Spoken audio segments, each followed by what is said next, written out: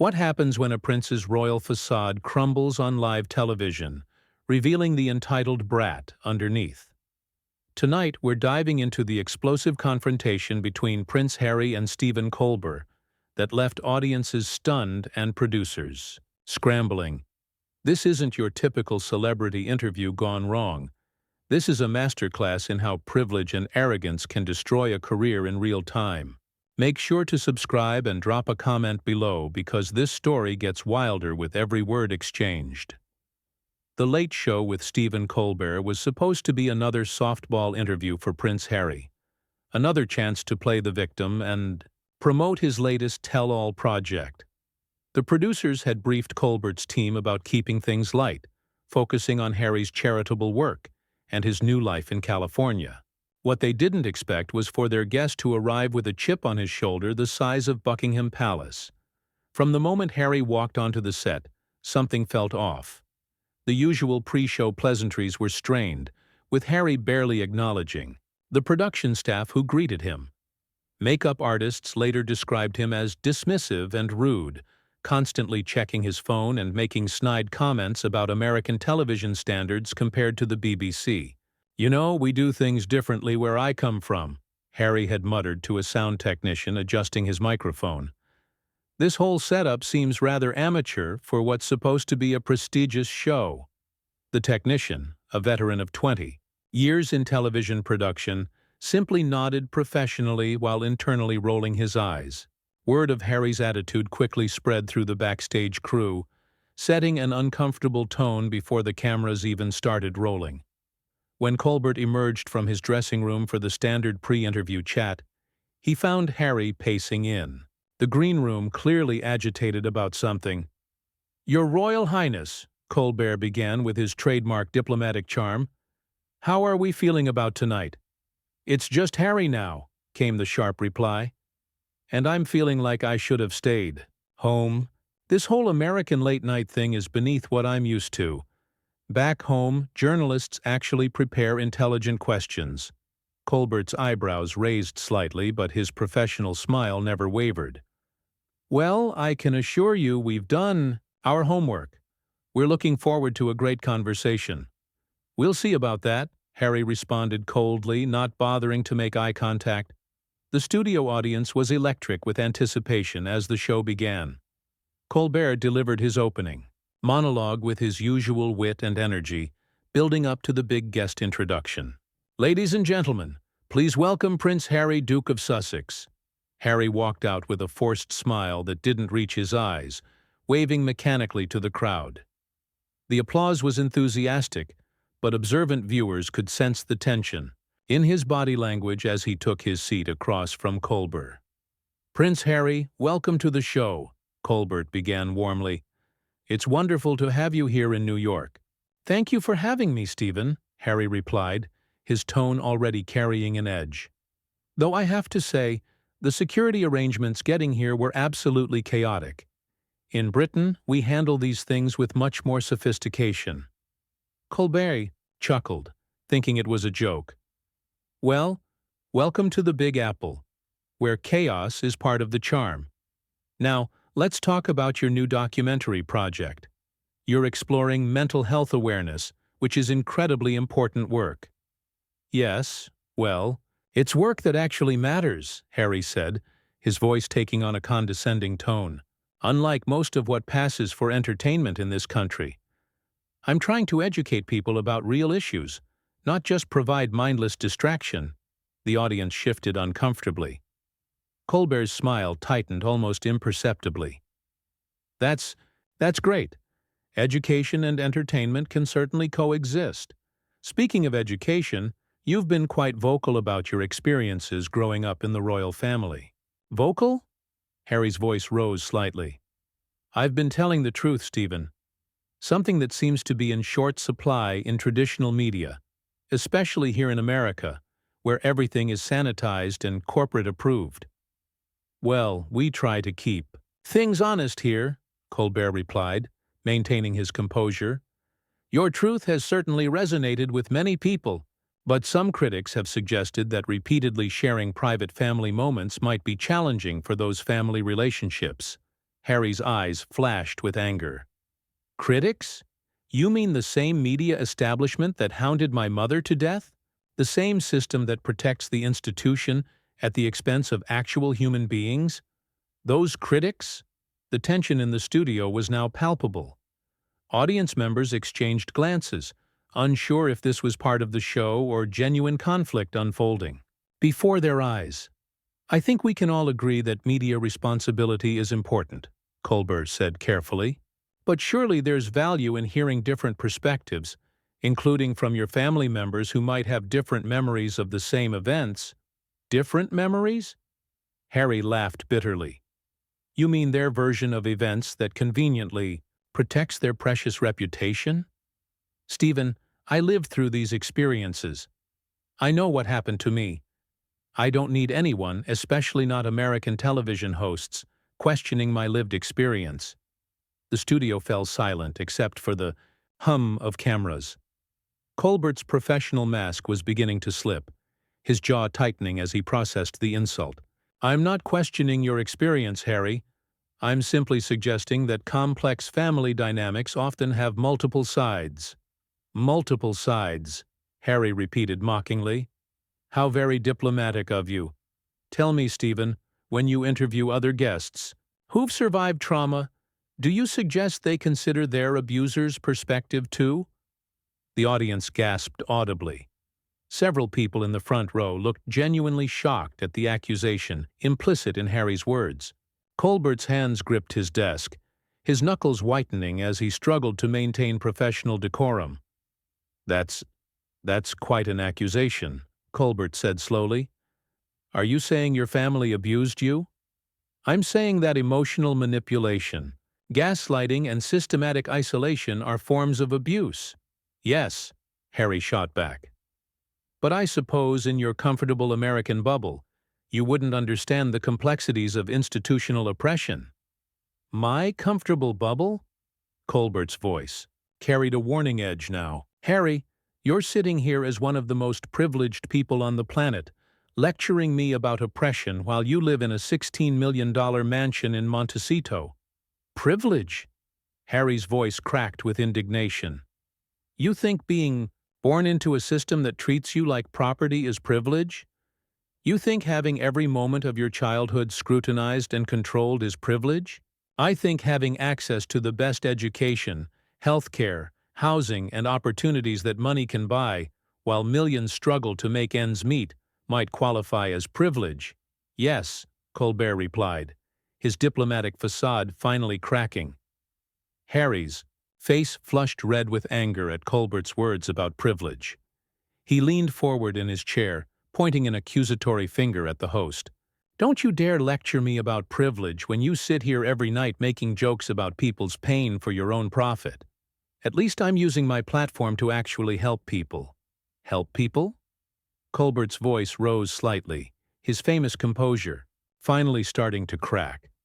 By constantly attacking your own family on television? By airing private conversations and personal moments for millions of strangers to dissect? That's helping people? Those weren't private conversations, Stephen. Those were calculated attacks on my character and my wife's mental health. But I suppose you wouldn't understand what it's like to have your family actively work against you in the press. You're right, I don't understand, Colbert shot back, his voice gaining strength. I don't understand how someone can claim to want privacy while simultaneously doing interview after interview, documentary after documentary, book after book. I don't understand how you can demand respect while showing none to the people who raised you. Harry stood up abruptly from his chair, towering over Colbert's desk. Raised me? You think that's what they did? They used me, Stephen. They used me as a spare, a backup plan, a distraction from their own scandals. Everything I achieved despite them, not because of them. The audience was completely silent now, transfixed by the raw emotion and genuine anger radiating from both men. Camera operators zoomed in, capturing every detail of the confrontation unfolding in real time. Sit down, Harry, Colbert said firmly, his voice carrying the authority of someone who had hosted this show for years. You're a guest here, and you're being incredibly disrespectful to everyone in this room." "Disrespectful?" Harry laughed harshly, but remained standing. "You want to talk about disrespect?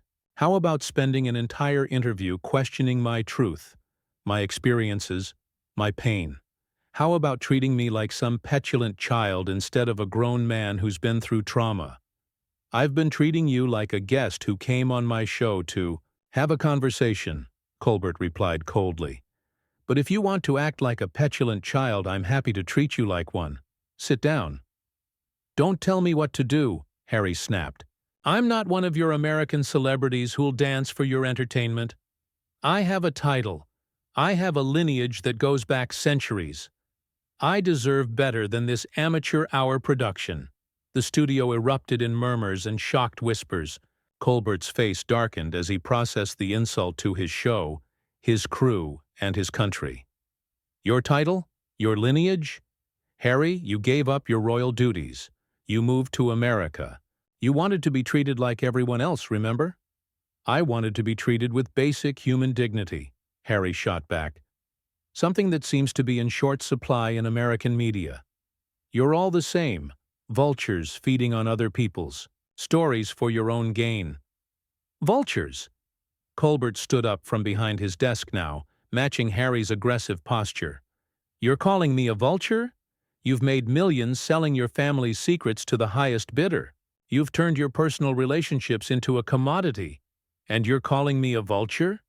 "At least I'm honest about what I'm doing," Harry retorted. "I'm not hiding behind comedy and pretending to be some moral authority while I tear people down for laughs." "Tear people down?" Colbert's voice was rising now, his legendary self-control finally snapping. "Harry, everything I do on this show is about accountability. When I criticize public figures, it's because they're in positions of power, and they need to be held responsible for their actions. You're standing here attacking me, attacking my show, attacking my country, and you think you're the victim?" "I am a victim," Harry declared, his voice echoing through the studio. "I'm a victim of a system that never wanted me, a family that never loved me, and a media that never told my truth. But you wouldn't understand that because you've never had to deal with real adversity." The audience gasped at the audacity of the statement. Colbert's eyes narrowed dangerously. "Never dealt with adversity? Harry, do you know anything about my background? Do you know what I've been through in my life? I know you've had a comfortable career making jokes on television," Harry said dismissively. "I know you've never had to worry about money or security or having your every move scrutinized by the world." "You know nothing about me," Colbert said quietly, his voice carrying a dangerous edge. "You know nothing about loss, about real struggle, about working your way up from nothing.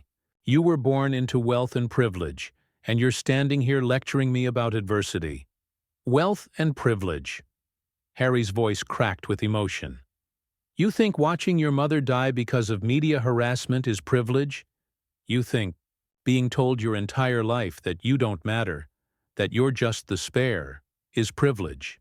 I think having access to therapy, to education, to opportunities that 99% of the world will never have is privilege," Colbert replied. "Firmly, I think being able to walk away from your responsibilities and still live in luxury is privilege.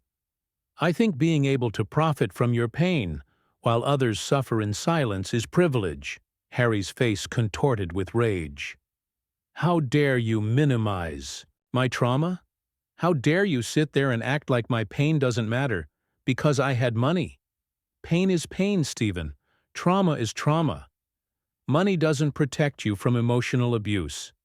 "You're absolutely right," Colbert said, his voice suddenly calm and controlled. "Pain is pain, but using your pain as a weapon against everyone around you, using it as an excuse to hurt others, using it as justification for your own bad behavior, that's not healing. That's just perpetuating the cycle." "Bad behavior?" Harry sputtered. "What? Bad behavior? Telling the truth? Standing up for myself? Refusing to be silenced? Attacking your family publicly? Disrespecting your grandmother's memory? Coming on my show and insulting my crew, our audience, our entire country, Colbert listed calmly. That's bad behavior, Harry. That's not truth-telling. That's just cruelty. Harry's hands were shaking now, his composure completely shattered. You don't understand what they did to me. You don't understand what it was like growing up in that family, in that system. They destroyed me, Stephen. They destroyed everything good about me. No, Harry, Colbert said softly but firmly. They didn't destroy you. You're destroying yourself. You're so consumed with anger and resentment that you can't see how good you have it. You're so focused on being the victim that you've become the very thing you claim to hate. The words hit Harry like a physical blow. His face went white, then red, then white again. You have no right to psychoanalyze me. You have no right to tell me how to process my trauma. You're not my therapist. You're not my friend. You're just another talk show host who thinks he knows everything. You're right, Colbert nodded. I'm not your therapist, but I am the host of this show, and I'm not going to sit here and let you attack my staff, my audience, and my country, while hiding behind your trauma as an excuse. Harry's eyes blazed, with fury at Colbert's final words. Hiding behind my trauma? Hiding? I've been more open about my struggles than any public figure in history. I've been vulnerable. I've been honest. I've been real. Something you clearly don't understand. Vulnerable? Colbert's voice dripped with skepticism. Harry, vulnerability is sharing your pain to help others heal. What you're doing is weaponizing your pain to justify hurting everyone around you. There's a difference. You think you're so wise, don't you? Harry sneered, pacing back and forth in front of Colbert's desk like a caged animal. Sitting behind your desk in your little bubble, making jokes about people's lives, pretending to be some moral authority. You're pathetic, Stephen. Your whole career is built on mocking others. The audience collectively held its breath. Several people in the front row were visibly uncomfortable, shifting in their seats as the confrontation spiraled completely out of control. Camera operators continued filming, unsure whether they should stop rolling or capture this historic meltdown. Pathetic? Colbert's voice was deadly quiet now. Harry, look around you. Look at where you are. You're standing in a television studio, screaming at a host who invited you here as a guest, attacking people who welcomed you with open arms. Who exactly is being pathetic here? I'm being authentic, Harry shot back, his voice cracking with emotion. Something you Americans seem incapable of understanding. Everything here is fake, scripted, manufactured. Your whole culture is built on lies and superficiality. Our culture? Colbert stepped out from behind his desk, moving closer to Harry. The culture that gave you sanctuary when you claimed your own country was too toxic? The culture that embraced you and your wife when you said you needed a fresh start? That culture? Embraced us? Harry laughed bitterly. You mean exploited us. You mean turned us into content for your entertainment machine. Every interview, every appearance, every photo opportunity, it's all about what America can get from us. What America can get from you. Colbert's composure finally shattered completely. Harry, we didn't seek you out. You came to us. You courted American media. You signed deals with American companies. You chose to live in America. Nobody forced you to be here. We had no choice, Harry declared dramatically. We were driven out by the racism and hatred of the British press and the indifference of the royal family. America was our only option for safety. Safety? Colbert's voice rose to match Harry's volume. You call living in a $16 million mansion with private security safety? You call having multiple lucrative media deals safety? Harry, most Americans work multiple jobs just to afford basic health care, and you're standing here complaining about your safety in your mansion? You don't understand the pressures we face, Harry insisted, his voice becoming increasingly shrill. The constant scrutiny, the death threats, the invasion of privacy. Money doesn't protect you from that. No, but it sure helps, Colbert shot back.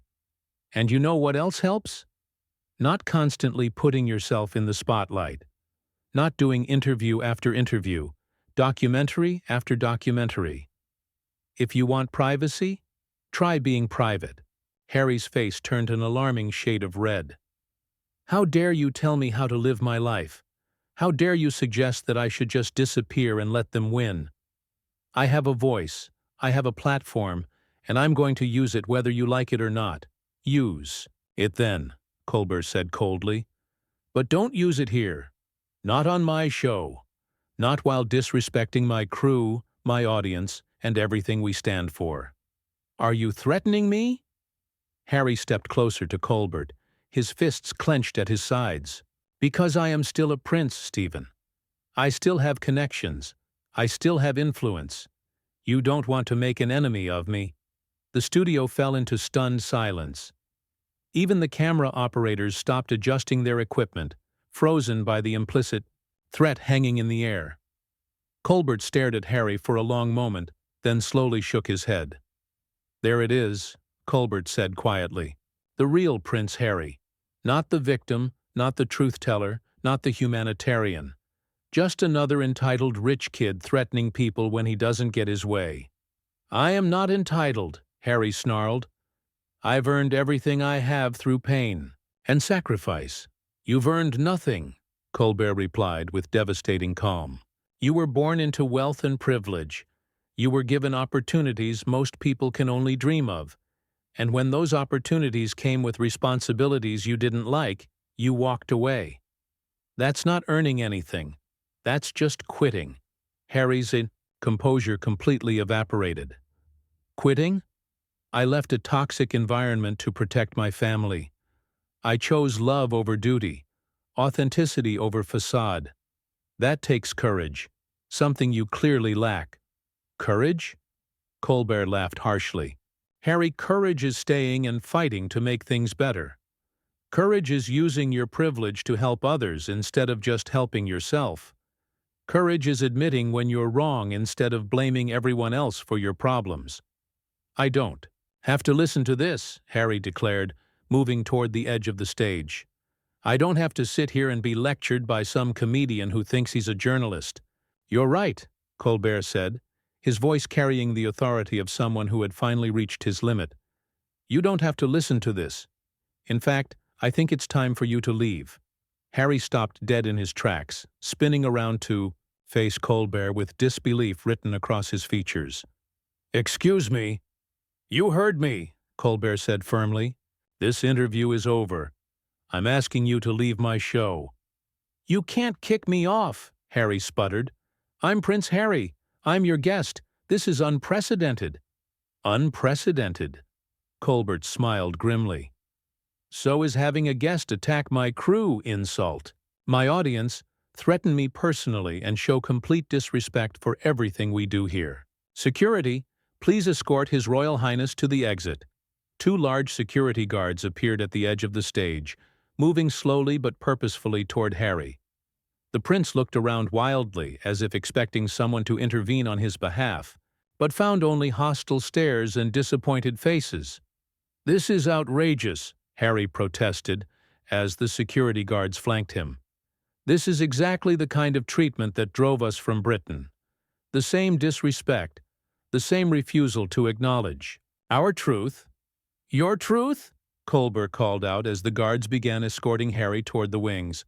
Harry, the truth is that you came on my show, disrespected everyone here, threatened me when you didn't get your way, and now you're playing the victim again. That's your truth. This isn't over, Stephen, Harry shouted over his shoulder as he was led away. People will hear about this.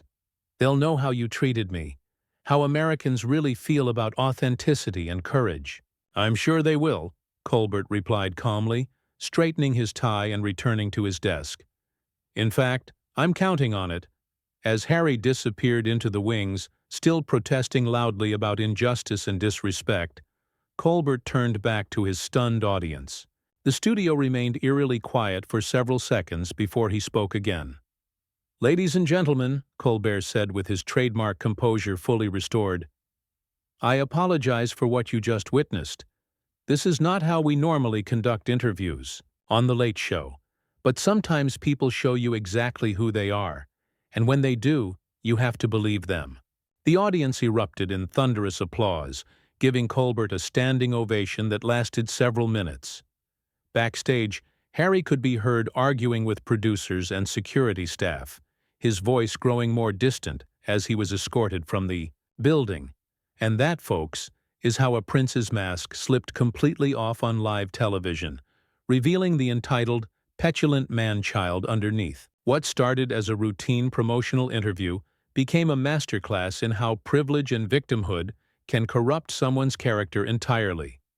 Make sure to subscribe for more incredible stories like this one, and comment below with your thoughts on what you would have done if you were in Stephen Colbert's shoes during this explosive confrontation.